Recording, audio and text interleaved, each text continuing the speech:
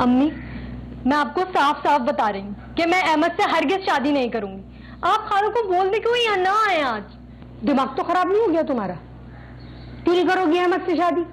इतना अच्छा लड़का है, अच्छा कमाता, और क्या चाहिए तुम्हें?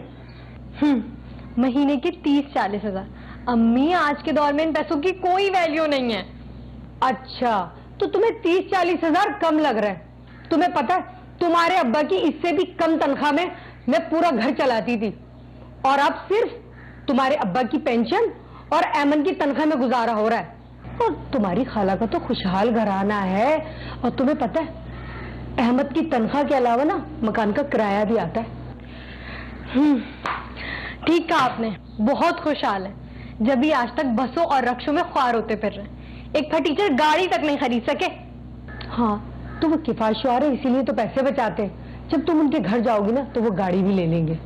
अम्मी, मैंने अपनी सारी जिंदगी गुर्बत में गुजार दी। अब आप क्या चाहती हैं? मैं ससुराल जाकर भी सिसक कर जिंदगी गुजारूं? क्या मेरा हक नहीं है अच्छी जिंदगी पर? मैं हरगिज शादी नहीं करूंगी अहमद से, चाहे कुछ भी हो जाए। मैं भी देखती हूँ कि कैसे मना करती है तू इस रिश्ते को। बहुत सी दफ़ा बीइंग अ थेरेपिस्ट मैं इन केसेस से गो थ्रू करती हूँ। मैं इन केसेस सुनती हूँ कि बच्चों की बचपन से ना बात पक्की करके रखी हुई थी, ठीक है, और बड़े होके पता ही नहीं होता कि लड़का करियर वाइज कैसे निकल के आ रहा है, लड़की कैसे निकल के आ रही है, और बाद में उन सब दोनों की इंटरेस्ट चेंज हो सकते हैं, दोनों की पर्सनालिटी चेंज हो सकती है, पर्सनालिटी क्लैशेस आ सकते हैं। तो बहुत सारी दफाओं में ये इम्पोजिशन कर दी जाती है बचपन से ही पेरेंट्स की तरफ से बच्चों के ऊपर, कि वो उसको ये समझते हैं कि हाँ ठीक है, क्योंकि पेरेंट्स ने बोला है तो अब हमें इसी को लेके चलना है, and they try to either compromise और sacrifice their life over this thing. अब ये सिचुएशन कई जगह पे तो किसी दो लोगों के दरमियान मोहब्बत भी ले आती है, बट कई जगह पर क्लैशेस भी लेकर आती है। किस मुसीबत में फंसाती है मुझे। अगर अम्मी ये सोच रही है ना कि मुझे जबरदस्ती उसके पल्ले से बांध देंगी, तो उनकी भूल है ये। मैं अहमद से हरगिज शादी नहीं करूंगी। समन, अहमद बहुत अच्छा लड़का है, और खाला और अहमद तुम्हें कितना पसंद करते हैं। तुम इस तरह क्यों इनकार कर रही हो? देखो मेरी बहन, उस घर में तुम बहुत खुश रहोगी। अच्छा, अगर तुम्हें अहमद इतना ही अच्छा लगता है तो तुम कर लो ना उससे शादी। मेरी तो जान छूट जाएगी उस मुसीबत से। बहुत जबान चल रही है तुम्हारी। इससे पहले कि मैं तुम्हारी जबान ही काट दूं, आपा के आने से पहले शराफत से तैयार हो जाओ, समझी तुम? किस मुसीबत में फंसा दिया है मुझे। आलिया, अगर तुम एमन की शादी की पहले शर्त ना रखती ना, तो मैं अपनी सुमन को अभी निकाह करके अपने साथ ले जाती। लेकिन तुम्हारी बात भी ठीक है कि पहले बड़ी की शादी होनी चाहिए। अब तुम इसका जल्दी से कहीं रिश्ता करो ताकि मैं अपनी अमानत को अपने घर ले जाऊं। अरे आपा, एक मेरी जानने वाली ने बहुत अच्छा रिश्ता बताया है, बस दुआ करे कि एमन का रिश्ता पक्का हो जाए। अरे ये तो बहुत अच्छी बात है, दोनों लड़कियां एक साथ अपने घर की हो जाएंगी। लगता है शर्मा गई। अरे आपा, अभी तो कुछ लिया ही नहीं, लीजिए ना। तुम तो शर्मा रहे हो। ये तुम्हारी खाला का ही घर है।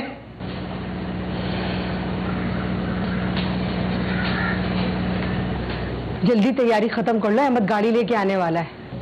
इस बार किसकी मांग कर लिया है? तुम कुछ ज्यादा नहीं बोल रही हो? और ये झुमके, ये तो अहमद के है ना, वो सूट के मैचिंग के लाई है। लेकर आई थी, लेकिन अब मैंने पहन लिया, वो कोई और से पहन लेंगी। क्यों पहने तुमने? उतारो फौरन। अम्मी, अरे अम्मी, रहने देना, मैं दूसरे पहन लूंगी। तुम्हारी इन्हीं बातों की वजह से ना इसकी ये आदत हो गई है, तुम्हारी बिना इजाजत हर चीज इस्तेमाल करती है वो तुम्हारी। अरे अम्मी, मेरी एक ही तो बहन है, और मेरी हर चीज पे मुझसे ज्यादा तो इसका हक है। अरे बातों बातों में भूल गई, वो अहमद आ गया है, जल्दी आ जाओ। देखा अम्मी, मैं आप ही की हर चीज आराम से ले लेती हूँ। जानती हैं आप क्यों? क्योंकि वो अपनी चीज वापस लेने की ताकत नहीं रखती। बदतमीज कहेंगी।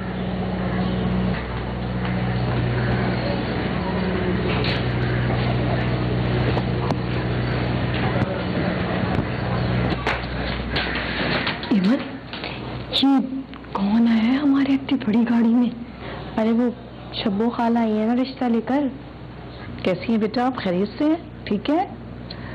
भाई आलिया बहन, मेरे बेटे फरूक के लिए तो मुझे आपकी बेटी बहुत पसंद आई है। नहीं नाइला बहन, आपको गलतफहमी हुई है, ये तो मेरी छोटी बेटी है। एमन के लिए वो अमीर घर का रिश्ता और मेरे लिए वो भतीजे रहमत। तमीज से बात करो, वो मेरी बहन का बेटा है, लाखों में एक है वो। हाँ तो एमन भी तो लाखों में एक है ना, इससे करवा देना अहमद की शादी। मेरे सर क्यों मंड रही हो समूने को?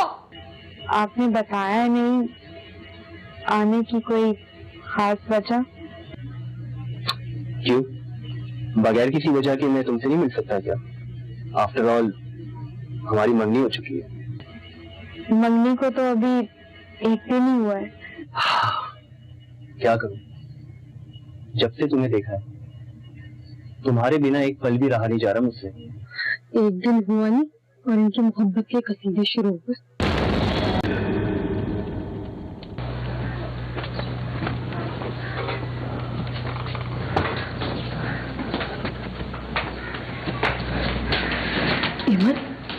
ये कौन आया है हमारे इतनी बड़ी गाड़ी में? अरे वो शब्बो खाला आई है ना रिश्ता लेकर। हाय अल्लाह, इतने अमीर लोग।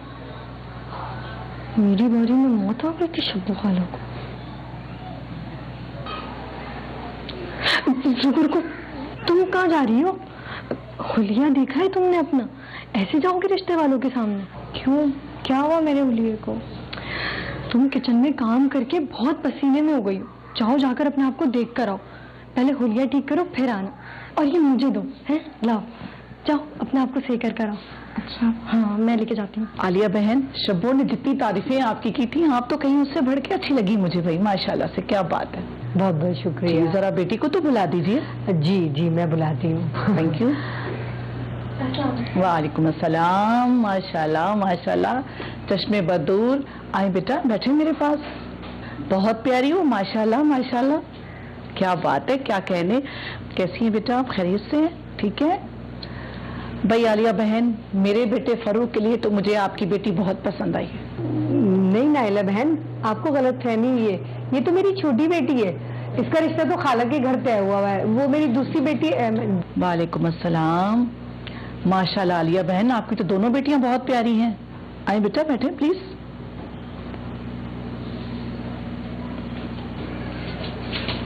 माशाल्लाह माशाल्लाह, खैरियत से हो बेटा? ठीक ठाक हो? भाई आलिया बहन, मेरे बेटे फरूक के लिए तो आपकी ऐमन मुझे तो कबूल है। आपको कबूल है? जी मंजूर है ये रिश्ता? मुझे तो खुशी होगी। Thank you. अरे आप ये लेना। जी जी बिल्कुल बिल्कुल। जी अम्मी, जब उन लोगों ने मेरे लिए रिश्ता मांगा था तो आपने एमन की पक्ष क्यों लगाई?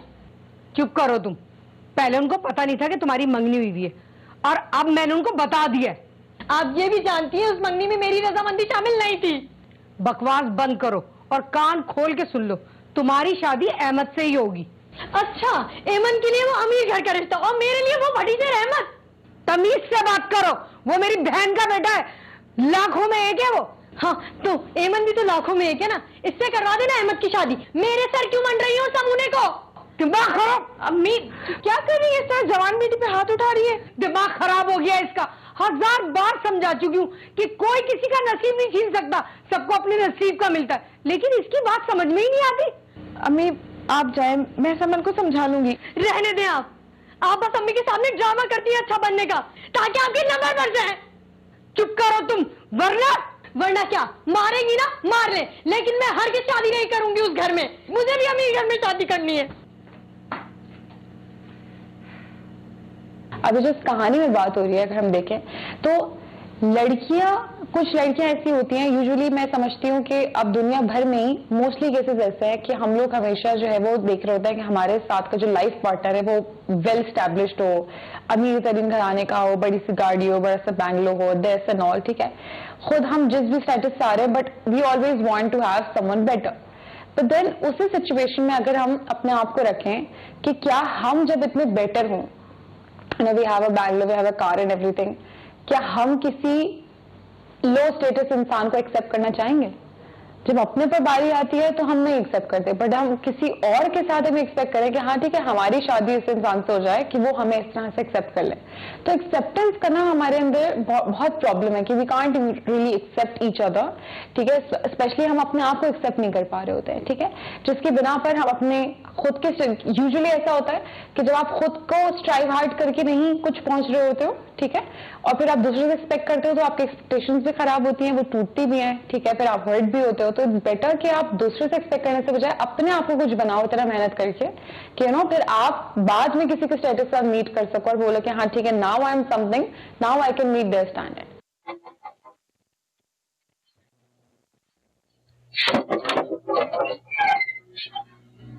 अरे आप यहाँ इस वक्त? क्यों, मैं तुमसे मिलने नहीं आ सकता? नहीं नहीं नहीं, अरे मेरा वो मतलब नहीं है। अगर आप चाहती हैं तो मैं वापस चला जाता हूँ। अरे रुके मत जाए। इतनी देर से दरवाजे पे खड़ा हूँ, एक बार भी ये नहीं कहा कि अंदर आ जाए। आई एम रियली सॉरी, अंदर आया। फाइनली।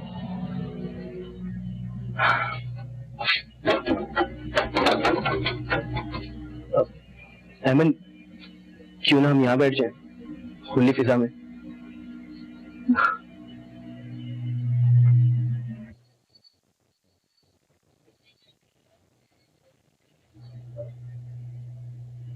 आंटी और समन नजर नहीं आ रहे?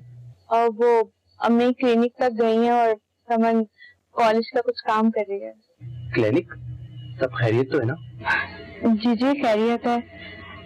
वो आपने बताया नहीं आने की कोई खास वजह? क्यों, बगैर किसी वजह के मैं तुमसे नहीं मिल सकता क्या? आफ्टर ऑल हमारी मंगनी हो चुकी है। मंगनी को तो अभी एक दिन ही हुआ है। क्या करूं, जब से तुम्हें देखा है तुम्हारे बिना एक पल भी रहा नहीं जा रहा मुझसे। एक दिन हुआ नहीं और इनकी मोहब्बत के कसीदे शुरू हो गए। वो मैं आपके लिए जूस लेकर आती हूँ।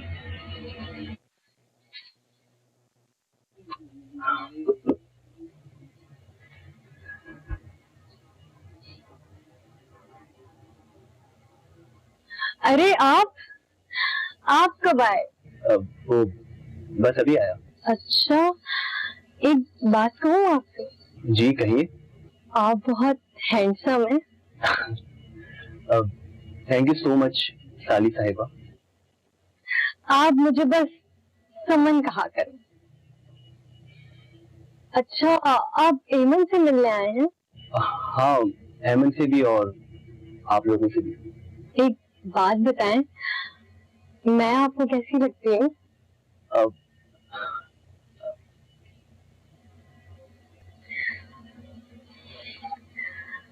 किसी दिन आपको अपने हाथ का बना हुआ खाना खिलाऊंगी, बहुत पसंद आएगा आपको, उंगलियां चाटते रह जाएंगे।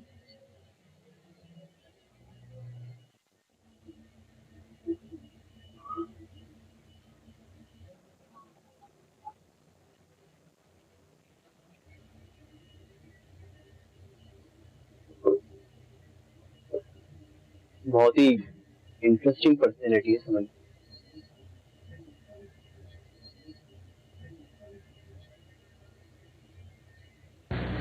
समन मेरी बात सुन। जी जी अम्मी। ये तुम इतना तैयार होके कहाँ जा रही हो? अम्मी कॉलेज जा रही हूँ। कॉलेज में क्या शादी हॉल खुल गया जिस तरह तैयार होके जा रही हो? लगता है हम साली बहनों की बहुत बनने वाली है, क्योंकि तुम भी मेरी तरह बहुत जॉली हो और मैं हमेशा अपने आप को खुश रखता हूँ और मुझे पसंद है ऐसे लोग। अच्छा, तो आपकी मन के साथ नहीं बन सकेगी क्योंकि वो आपके साथ बिल्कुल खुश नहीं रहेगी। वो क्यों? वो किसी और को पसंद करती है और अम्मी जबरदस्ती शादी आपकी उससे करवा रही हैं और उसने मुझे भेजा है कि तुम फर्रुख के पास जाओ और उसे बोलो कि मैं उससे शादी करना नहीं चाहती। आप प्लीज इस रिश्ते से इनकार कर दें ताकि उसको उसकी मोहब्बत मिल जाए। ये आप कैसी बातें कर रही हैं? आपको मेरी बेटियां फालतू लग रही हैं? कि एक पसंद नहीं आई तो दूसरी मांग ली। आप जा सकती हैं, हमें आपसे कोई रिश्ता नहीं करना। लेकिन अम्मी मुझे तो करना है ना, आप बस इनको हाँ कर दे। तुम अंदर जाओ, मैं आज ही आपको बुला के ना अहमद से तुम्हारा निकाह पढ़वाती हूँ।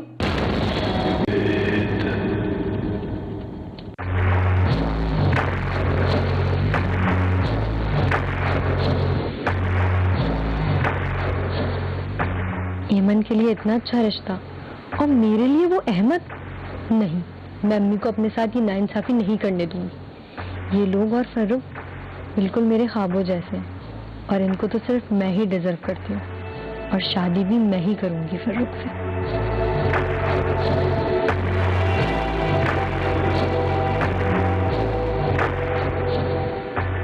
समन, क्या बात है, तुम्हें आज कॉलेज नहीं जाना?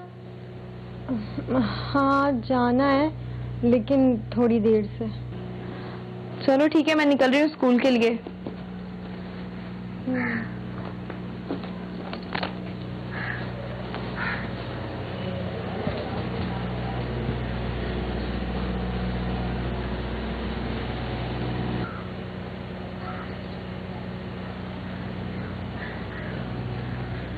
समन मेरी बात सुन। जी जी अम्मी। ये तुम इतने तैयार होके कहाँ जा रही हो? अम्मी कॉलेज जा रही हूँ। कॉलेज में क्या शादी हॉल खुल गया जिस तरह तैयार होके जा रही हो? अम्मी आज हमारे कॉलेज में टीचर की फेयरवेल पार्टी है, तो बस वहीं जा रही हूँ और सब इसी तरह तैयार होकर आएंगे। अच्छा, आज तो घर में बहुत काम है। फर्रुख की अम्मी भी आ रही हैं, ऐमन भी चली गई, तुम भी जा रही हो। ये इतना सारा काम मैं कैसे करूंगी? अम्मी आप जो है फिक्र बिल्कुल भी मत कर, मैं घर आके आपका सारा काम करवा दूंगी। अभी मुझे बहुत देर हो रही है, मैं जा रही हूँ, ठीक है? अजीब लड़की, इसके पैर में तो पहिए है, कभी इधर घूमती है कभी उधर घूमती है। अब सारा काम मुझे करना पड़ेगा। लगता है हम साली बहनोई की बहुत बनने वाली है, क्योंकि तुम भी मेरी तरह बहुत जॉली हो और मैं हमेशा अपने आप को खुश रखता हूँ और मुझे पसंद है ऐसे लोग। अच्छा, तो आपकी यमन के साथ नहीं बन सकेगी क्योंकि वो आपके साथ बिल्कुल खुश नहीं रहेगी। वो क्यों? वो किसी और को पसंद करती है और अम्मी जबरदस्ती शादी आपकी उससे करवा रही हैं और उसने मुझे भेजा है कि तुम फर्रुख के पास जाओ और उसे बोलो कि मैं उससे शादी करना नहीं चाहती। आप प्लीज इस रिश्ते से इनकार कर दें ताकि उसको उसकी मोहब्बत मिल जाए। तो तुम्हारी बहन खुद क्यों मना नहीं कर देती इस रिश्ते से? वो बेचारी अम्मी से बहुत डरती है ना, और मेरी अम्मी ना बहुत गुस्से वाली हैं और बहुत जिद्दी भी। मेरी मंगनी भी उन्होंने अपने भांजे से करवा दी है, जिसे मैं बिल्कुल पसंद नहीं करती। ठीक है, तुम जाओ और कह दो अपनी बहन से कि वो अपनी मर्जी से शादी कर ले, क्योंकि मैं जबरदस्ती रिश्तों का कायल नहीं हूँ।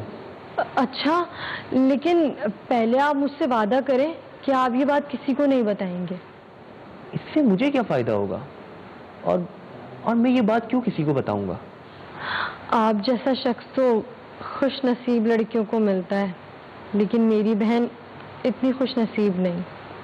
अच्छा, अगर मैं इवन की जगह होती ना तो आपको पाकर बहुत खुश होती। समन, क्या तुम मुझसे शादी करोगी?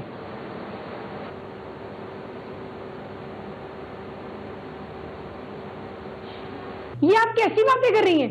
आपको मेरी बेटियां फालतू लग रही हैं कि एक पसंद नहीं आई तो दूसरी मांग ली? आप जा सकती हैं, हमें आपसे कोई रिश्ता नहीं करना। लेकिन अम्मी मुझे तो करना है ना, आप बस इनको हाँ कर दे। तुम अंदर जाओ, मैं आज ही आपको बुला के ना अहमद से तुम्हारा निकाह पढ़वाती हूँ। अम्मी आप ये मेरे साथ गलत कर रही हैं, कहीं ऐसा ना हो कि आपकी जिद की वजह से मैं कोई उल्टा काम कर बैठूं। समन, तुम कैसी बहन हो? तुम्हारी अपनी बहन को जिसने ठुकराया तुम उससे शादी की जिद कर रही हो? रहने दीजिए आंटी, आपको क्या पता कि किसने किसको ठुकराया है। देखिए मेरी बहन, अब आप जिद ना करें। हमने तो पहली नजर में ही सुमन को पसंद कर लिया था और शायद अल्लाह को यही मंजूर है कि सुमन ही हमारे नसीब में है। ऐसा कुछ भी नहीं है, समन की शादी अहमद से ही होगी, चाहे मैं उस घर में घुट घुट के मर जाऊं। देखिए आंटी, प्लीज आप बात मान जाए। एक बार सोचें कि अगर समन इस रिश्ते से खुश नहीं तो आपको इस शादी से क्या फायदा? अगर हम बहनों के जलन की बात करें तो there is a term called inferiority complex. जब एक इंसान उस कॉम्प्लेक्शन का शिकार हो जाता है तो वो ये नहीं देखता कि उसके साथ वाला जो रिश्ता जिसके साथ वो हसद कर रहा है वो उसकी बहन का है, उसके दोस्त का है, उसके पड़ोसी का है, किसका है, ठीक है। तो इंफीरियोरिटी कॉम्प्लेक्स को अगर मैं एक्सप्लेन करूं तो वो ये जो कॉन्सेप्ट है उसका ये मतलब होता है कि इंसान अपने ही अंदर अपने आप को कम महसूस करता है, ठीक है, और उसके बाद वो सुपीरियोरिटी कॉम्प्लेक्स का भी शिकार हो सकता है, यानी कि अपने आप को जब वो कमी का महसूस करता है तो उसके बाद किसी और को बुली करने से वो सुपीरियर फील करता है। Same is the case with this कहानी, ठीक है, कि जहां पर वो रिश्ता, जब उसको पता था कि उसको ऑलरेडी छोटी बहन का रिश्ता किसी गरीब घराने में हुआ हुआ है, अब जब उसने देखा कि बड़ी बहन का रिश्ता अच्छी जगह पे हुआ हुआ है, बहन को इग्नोर करते हुए, उसकी चीजें पहनते हुए, बल्कि उसके रिश्ते पर भी हावी होने की कोशिश की कि उसका रिश्ता जो बहन का रिश्ता है वो मेरा हो जाए, क्योंकि ये मेरी लाइफ है और मैं ही इस चीज को गुजार सकती हूँ। तो वो अपनी ही अंदर इंफीरियोरिटी को छुपाने के लिए वो आगे जाके अपनी बहन के साथ ये ज्यादती कर रही थी। अहमद, मैं कितनी बुरी माँ हूं ना, एक बेटी को दुखी करके दूसरी को खुशी दे दी। नहीं अम्मी, ऐसी कोई बात नहीं है। देखिए ना, मैं खुश हूँ। मैं सोच रही हूँ कि मैं आपा को क्या जवाब दूंगी। इस लड़की ने तो पूरे खानदान में जलील करवा दिया। आप उन्हें समझाएंगी ना तो वो समझ जाएंगी। अहमद को पता चलेगा तो उसका तो दिल ही टूट जाएगा ना। अम्मी, अच्छा है कि अहमद का दिल अभी टूट जाए, वरना समन के साथ सारी जिंदगी वो खुश तो नहीं रह पाता ना। अब इस लड़की को कौन समझाए कि ये अपनी बेवकूफी में हीरे जैसे अहमद लड़के को खो रही है। काश ये समझती कि हर चमकती हुई चीज सोना नहीं होती। आलिया, ये तुम मेरे साथ धोखा कर रही हो। तुम्हें नहीं पता कि मैंने सम्मान का रिश्ता बचपन में ही अहमद के लिए मांग लिया था? अब मुझे पता है, फिर भी आप मुझे माफ कर दे। खाला प्लीज मान जाए ना। तुम्हें तो बहुत नफरत हो रही होगी ना मुझसे। वो क्यों? क्योंकि मैंने तुमसे फर्रुख को छीनकर अहमद जैसे मामूली इंसान को पकड़ा दिया। तुम तो शुक्र अदा करो कि तुम्हारे साथ कुछ बुरा होने से पहले ही वो लोग पकड़े गए। हेमन, मैं समझ गई हूँ मेरे साथ ये सब क्यों हुआ है। मैंने तुम्हें हमेशा नुकसान पहुंचाने की कोशिश की, बस उसी बात की सजा मिल रही है मुझे।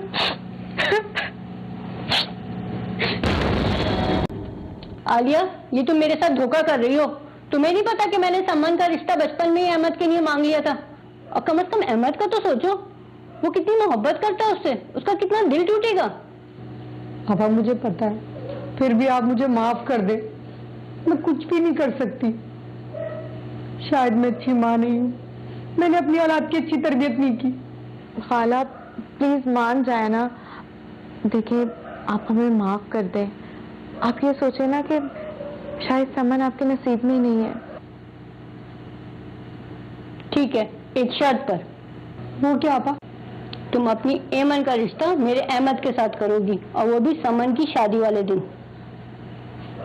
आपा मुझे मंजूर है। जब हम साइकोलॉजी में बीइंग सेल्फिश होने की बात करते हैं तो हम कहते हैं कि चलो it is a healthy sign, कि जब आप इंसान अपने बारे में सोच रहे हैं, अपनी पर्सनल स्पेस के बारे में सोच रहे हैं, तो that is a good thing.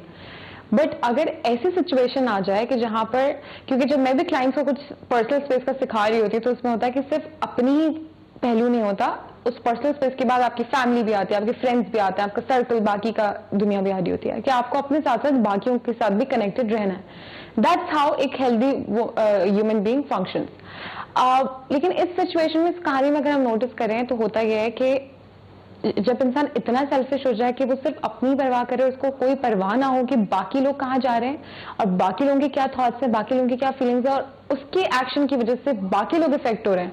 Now that comes a bad kind of selfishness.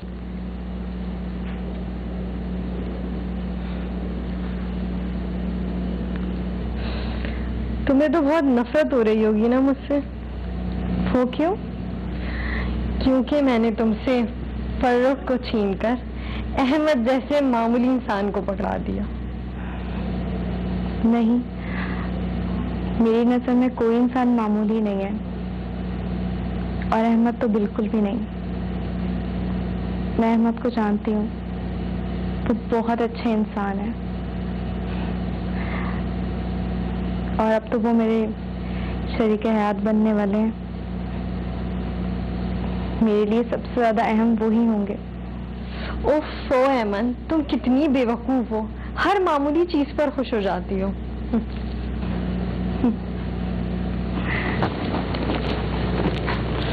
Ahmad, तुम्हारी बारात आ गई और अहमद बहुत खूबसूरत लग रहा है।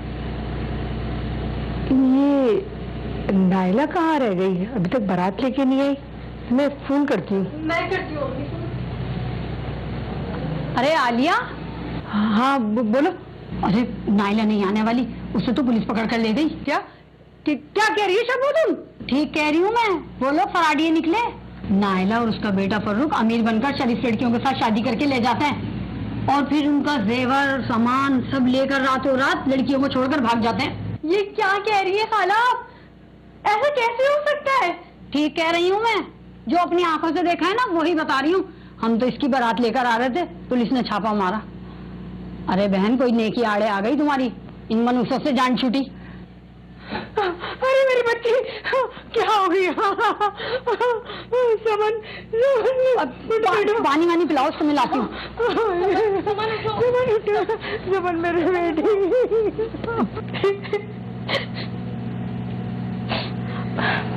समन, रो मत। तुम तो शुक्र अदा करो कि तुम्हारा सब कुछ पूरा होने से पहले ही वो लोग पकड़े गए। हेमन, मैं समझ गई हूँ मेरे साथ ये सब क्यों हुआ है। मैंने तुम्हें हमेशा नुकसान पहुंचाने की कोशिश की, बस उसी बात की सजा मिल रही है मुझे। अहमद, अम्मी ठीक कहती थी, हर चमकती हुई चीज सोना नहीं होती। एमन कितनी खुश नसीब है कि उसके नसीब में तुम हो, और मैंने अपनी बदनसीबी से तुम्हें खो दिया। नहीं समन, अहमद ना मेरा कभी था और ना होगा।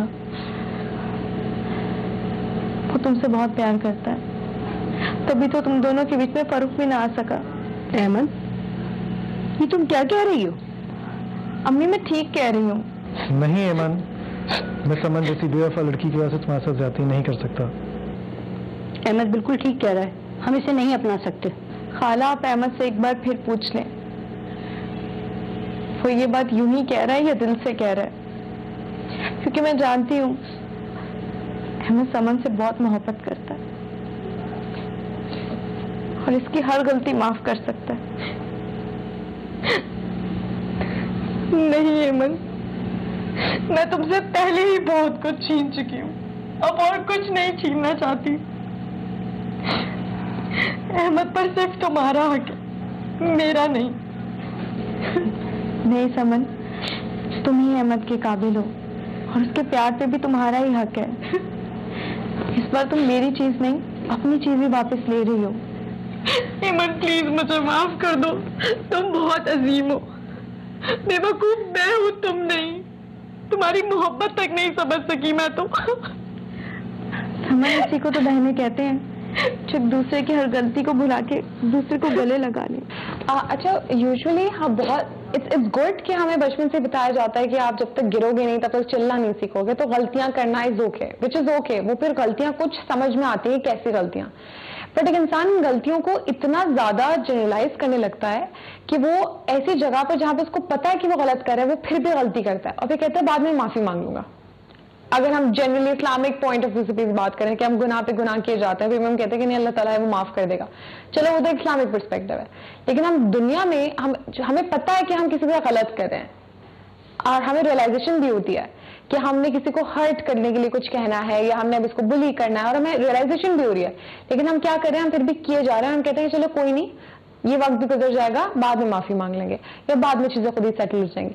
तो इस सिचुएशन में हमेशा ये बात बोलती हूँ कि बाद में माफी या बाद में करेक्शन का क्या फायदा जब आपने शुरू में ही रियलाइजेशन नहीं किया, शुरू में ही आपने अपने एक्शंस को नहीं सही रखा। कि जैसे स्टोरी में भी देखा जाए तो छोटी बहन को बाद में जाके रियलाइज हुआ कि वो क्या करे, जब उसको पता चला कि जिसके साथ उसका रिश्ता हो रहा था वो लोग तो फ्रॉड वगैरह थे, ठीक है। So that is a situation कि आप जब भी कोई भी कदम उठाने जा रहे होते हैं, आप प्लीज उसके पहले प्रोज एंड कॉन्स निकालें। आप देखिए कि आप वो जो आप कदम उठा रहे हैं उससे आपकी जात को और दूसरों को कोई नुकसान तो नहीं पहुंच रहा, और उसकी बिना पर आप डिसीजन करें। It's very important to have a decision making power in everybody's life. और अगर आपको लगता है कि आप में लैक करती है तो इट्स वेरी इंपॉर्टेंट कि आप किसी भी थेरेपिस्ट के पास जाएं और अपनी पर्सनालिटी को और अपनी डिसीजन मेकिंग पावर को समझने की कोशिश करें।